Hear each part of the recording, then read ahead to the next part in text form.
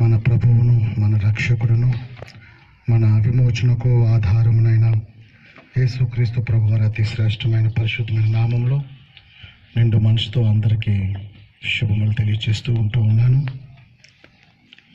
వాస్తవానికి నాకు రావడం ఇష్టం లేదు. కొంతమందితో సంబంధాలు ఎక్కువగా ఆ రిలేషన్ పెట్టుకోకపోవడం కూడా మంచిదే అనిపిస్తూ ఉంటుంది కొన్ని పరిస్థితుల్లో. ఈయనతో నాకు మంచి స్నేహం అయింది, కొద్ది రోజుల్లోనే కొద్దిగా స్నేహం అయింది. నేను సరదాగా ఆయన్ని కొమరం అని పిలుస్తూ ఉంటాను. ఒక ముద్దు పేరు అన్నమాట. ఏం కొమరం అంటాను అనగానే అంత రెస్పెక్ట్ ఇస్తారు, అంత గౌరవం ఆయన. గుండె బరువు అవుతూ ఉంటుంది. కమలక్క మంచి ప్రార్థనా పరురాలు. ఈవెన్ దివ్య దీప్తి వాళ్ళు కూడా మంచి దేవుని సేవలో ముందుకు స్వార్థ గాయకులుగా ముందుకు వెళ్ళేటటువంటి పిల్లలు. ఎందుకు ఇలా జరిగింది అంటే ఆన్సర్ లేదు. దేవుని అడుగుదామా అంటే ధైర్యం లేదు. ఎందుకు ఇలా జరిగింది అంటే ప్రశ్నార్థకంగా ఉంది. ఏమీ అర్థం కాని పరిస్థితి. మనం అనుకుంటూ ఉంటాం అన్నీ మనకు చాలా బాగా తెలుసు. సిటీహెచ్ చేసాం, పీటీహెచ్ చేసాం, ఎంటీహెచ్ చేసాం, డాక్టర్ ఆఫ్ డివినిటీ చేసాం, 20-30 సంవత్సరాలు సువార్త సేవలో ముందుకెళ్ళాం, మాకు చాలా తెలుసు అని అనుకుంటూ ఉంటాం. కానీ వాస్తవానికి ఏమీ తెలియదండి. ఏం తెలుసండి మనకి? ఏం తెలుసు మనకి? ఓదార్చగలుగుతామా? కనీసం ఆమె ఓదార్చగలుగుతామా? కుటుంబాన్ని ఆదరణకర్త ఆయనే ఆదరించేవాడు. మనము ఆదరించడానికి శక్తి కూడా మనకి లేదు ప్రియులారా. చాలా వేదనగా ఉన్నది. ఆఖరి క్షణం వరకు ప్రార్థన చేయటం జరిగింది. గివప్ చేయకుండా ఆఖరి క్షణం వరకు కూడా ప్రార్థన చేయటం జరిగింది. కానీ మరి దేవుడు తీసుకున్నారని చెప్పొచ్చా? నేను దేవునికి విడిచిపెడుతూ ఉంటూ ఉన్నాను. హల్లెలూయా. అయితే వాస్తవం చెప్పాలి అంటే ఈ నూతన సంవత్సరంలో నాకు కూడా జ్ఞాపకార్థ కూడిక పెట్టాల్సిందే. ఒక 100 స్పీడ్లో వస్తూ ఉంటూ నేను హైదరాబాద్ నుంచి కారులో కరెక్ట్గా సిద్ధాంతం బ్రిడ్జ్ మీద బండి ఆగటం, అక్కడి నుంచి తాడు కొట్టుకొని కొద్దిగా లాగటం, ఈ లోపల నేను తాళం తీసేయటం, స్టీరింగ్ లాక్ అయిపోవటం, వెనకాతల నుంచి లారీ వాడు ఒక 100 స్పీడ్లో వాడు జమ్మని పొద్దుగాల 5 గంటలకి జమ్మని రావటం.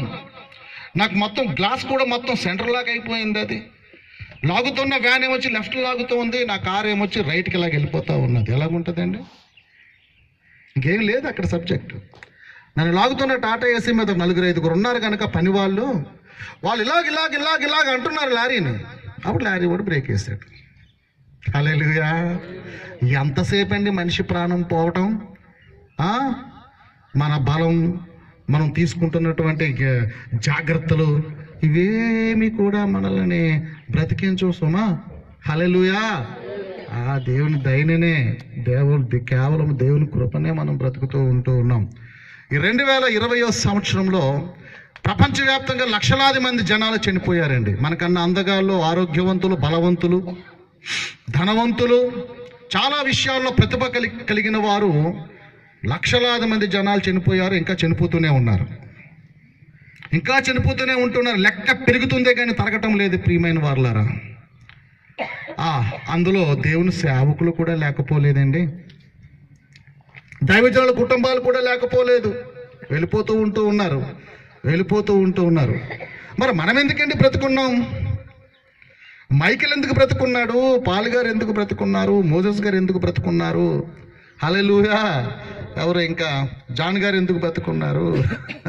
మనం చాలా మంచి వాళ్ళమనా, లేక మహాజ్ఞానవంతులమనా, మహాబుద్ధిమంతులమనా, లేక బహుప్రార్థనా పరులమనా? ఏమండి? అహోరాత్రులు వాక్య ధ్యానములో, ప్రార్థనలో, ఆరాధనలో ఉండేటటువంటి మరీ అంత దైవభక్తి కలిగిన వారు మన దేవుడు మనకి జీవాన్ని పొడిగిస్తూ ఉన్నాడా? ఎస్ అని చెప్పగలుగుతారు ఎవరైనా? హల్లెలూయా. నేనైతే నో అని చెప్తాను. నేనైతే నో అని చెప్తాను. ఒక మాట అయితే చెప్తాను, దానికి జవాబు ఏదో మన చిన్న జీవితాల ద్వారా ఏదో ఆయన ఒక పని చేయించుకోవాలనుకుంటున్నారు. ఇంకా హల్లెలూయా. ఏదో ఒక పని చేయించాలని ఉద్దేశమును కలిగి ఉన్నారు. వీళ్ళ చేత చిన్న చిన్న మిగులు తగులు పనులు త్వరగా చేయించుకుందాము, మిగిలి ఉన్నాయి కదా కొన్ని పనులు, వీళ్ళ చేత త్వరగా చేయించుకుందాము అని కేవలము జీవమును పొడిగిస్తూ ఉంటూ ఉన్నారు. ప్రియమైన వారులారా, కేవలం జీవమును పొడిగిస్తున్నారండి. అంతే తప్ప మనం బ్రతుకున్నామంటే మన గొప్పతనం ఏమీ కూడా కానే కాదు. కనుక దేవుడు నా హృదయంలో పెట్టినటువంటి మాట ఏమిటి అంటే, ఇంకా ఏమైనా మనము మిగిలి చేయాల్సినటువంటి పనులు ఏమైనా ఉన్నాయేమో, దైవికమైనటువంటి కార్యక్రమాలు. సుమా, దైవికమైనటువంటి కార్యక్రమంలో దేవుని ఎరిగినటువంటి ప్రజలముగా, మరి విశేషముగా దేవుని చేత ఎరగబడిన వారముగా, హల్లెలూయా, దేవుని ఎరిగిన ప్రజలముగా, మరి విశేషముగా దేవుని చేత ఎరగబడిన వారముగా ఇంకా ఏమైనా మిగులు తగులు పనులు మిగిలిపోయి ఉన్నాయేమో. 2021 ప్రారంభపు దినాల్లో సజీవుల లెక్కలో జీవిస్తూ ఉంటూ ఉన్నాం. ఒక్కసారి మనల్ని మనం ట్యూన్ చేసుకుందాం. త్వరగా పనిని కడముట్టించడానికి దేవుని కృపను వేడుకుందాం. హల్లెలూయా, హల్లెలూయా. ఈ లోకములో మిగిలింది శాశ్వతమైనది, పరిపూర్ణమైనది. రేపటి దినాన్ని మనం దేవుని రాజ్యమునకు వెళ్ళక, బలా నమ్మకమైనటువంటి మంచి దాసుడా, ఈ చిన్న విషయంలో నమ్మకముగా ఉన్నావని మనల్ని ముద్దాడేటటువంటి అద్భుతమైనటువంటి గడియ, బతికేటటువంటి చిన్న క్షణం. Praise the Lord. చేద్దాం, నమ్మకముగా చేద్దాం, నమ్మకముగా బతుకుతాం. నువ్వు నమ్మకముగా, యథార్థముగా, నీతిగా, నిజాయితీగా దేవుని సేవ చేయటానికి, లేక దేవుని చిత్తమును జరిగించడానికి. దేవుని సేవ అంటే కేవలం ప్రసంగం మాత్రమే కాదు, దేవుని చిత్తము జరిగించటం వేరు. హల్లెలూయా. వాక్య ప్రసంగం అనేది దేవుని యొక్క చిత్తమును జరిగించేటటువంటి విషయంలో ఒక భాగం మాత్రమే, ఒక చిన్న భాగం మాత్రమే. సేవ అంటే ప్రసంగమే అనుకుంటారు చాలా మంది. కాదండి, చాలా పనులు ఉన్నాయి. ప్రసంగం అందులో ఒక భాగం మాత్రమే. హల్లెలూయా. ఎవరికి ఏ పనులు అప్పగించబడి ఉన్నాయో, ఎవరికి ఏ తలాంతులు అప్పగించబడి ఉన్నాయో, ఎవరు ఏ విషయములో విశిష్టతను, ప్రావీణ్యతను కలిగిన వారుగా ఉంటూ ఉన్నారో, ఏ యొక్క పిలుపు చేత మీరు పిలువబడి దేవుని సన్నిధిలో సజీవుల లెక్కలో ఉన్నారో, ఆ యొక్క పనిని కడముట్టించడానికి ఈ రోజున మరొక్కసారి ఒక తీర్మానం తీసుకుందాం. హల్లెలూయా. ఒక్క తీర్మానం తీసుకుందాం. ప్రభువా, బతికించినందుకు నీకు, నిండు బతికి ఇస్తున్నందుకు వందనాలు నాయన. రాత్రి పండుకుంటున్నాం, పొద్దుగా లెగుస్తూ ఉన్నాం. మధ్యలో ఏం జరుగుతుందో మనకు తెలిసాయండి? మధ్యలో ఏం జరుగుతుందో మనకు తెలియదు. ఒక సీఎం గారిని పక్కన పడుకోబెట్టాం, దాని పక్కన ఒక బిచ్చగారిని పడుకోబెట్టాం. నిద్రావస్థలోనికి వెళ్ళిపోయిన తర్వాత నేను ఈ రాష్ట్రానికి ముఖ్యమంత్రిని అనేటటువంటి స్పృహ ఈ రాష్ట్ర ముఖ్యమంత్రి వారికి ఉండదు. స్పృహలోనికి రాలేనంత సమయం నేను ఈ బిచ్చగాడిని, ఈ 4 రోడ్ల మధ్య పడి బతుకుతున్నటువంటి ఒక దరిద్రుడిని అనేటటువంటి స్పృహ కూడా ఈ యొక్క వ్యక్తికి ఉండదు. వారి నిద్రావస్థలో కేవలం ఉంటారంతే. వారికి మెలకు వచ్చిన క్షణాన, అరే నేను బిచ్చగాడిని కదా, ఏది నా చెప్ప అనుకున్నాడు, చెప్ప పట్టుకొని పోతాడు. నేను ఈ రాష్ట్ర ముఖ్యమంత్రిని కదా, ఏది నా ఫైలు, నా పెన్ అనుకొని ఈయన పనుల మీద వెళ్ళిపోతారు అంతే. Praise the Lord. అంత స్పృహలోనే ఉన్నది సుమా, అంత మన వివేకములోనే ఉన్నది. నువ్వు స్పృహలో ఉన్నటప్పుడే, స్పృహ కాస్త కోల్పోయిందంటే నువ్వు నేను చేసేది ఏమీ కూడా ఇక్కడ లేనే లేదు. ప్రియమైన వారులారా, చాలా మంది చూడడానికి సజీవుల లెక్కలోనే ఉంటారు, కానీ స్పృహ కోల్పోయిన వారుగా ఉంటారు. తిన్నావంటే, తాగావంటే, పండుకున్నావంటే కూడా వారికి జవాబు చెప్పడం తెలియదు. అటువంటి వారిని మనం చూసే ఉంటాం. హల్లెలూయా. అలా వెళ్ళిపోతూ ఉంటారు. ఎక్కడికి వెళ్తున్నామంటే జవాబు చెప్పలేని పరిస్థితుల్లో ఉంటారు. అటువంటి వారికి ఏ విధమైన టైటిల్ మనం ఇవ్వవచ్చు? వాళ్ళు కూడా బతుకున్నారే కానీ